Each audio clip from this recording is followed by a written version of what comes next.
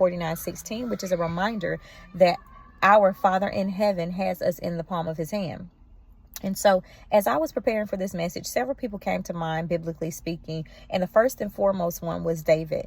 Even though David was a man after our Father in heaven's own heart and was great in his character and his abilities, who had great courage when it came to slewing a giant, he actually hid in a cave from Saul after he was anointed to be the king. And so when he hid, he prayed.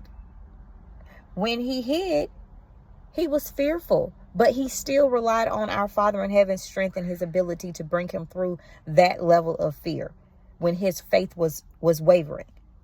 And so although he had courage, although he killed lions and bears with his bare hands, even though he had one smooth stone, even though he had 5 to kill this big giant that no one would face, he still took time to notice that he too required the Father's hand.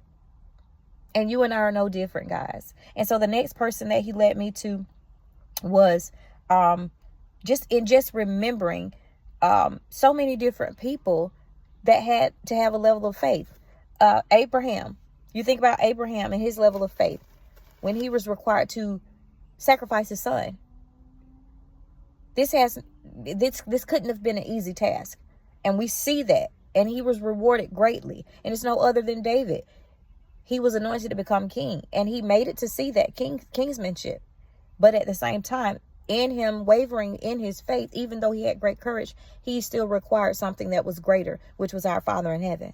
And so the point that I was led to write down to share with you guys was, regardless of how great you are, at times we all experience difficult emotions.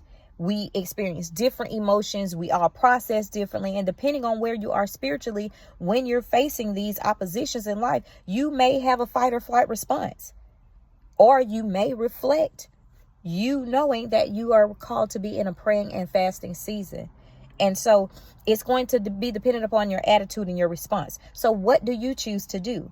Are there any areas in your life that you become fearful and that are more frequent?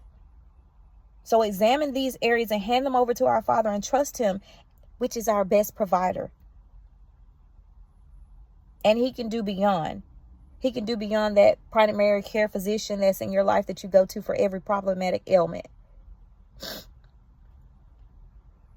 And so let that be the lesson.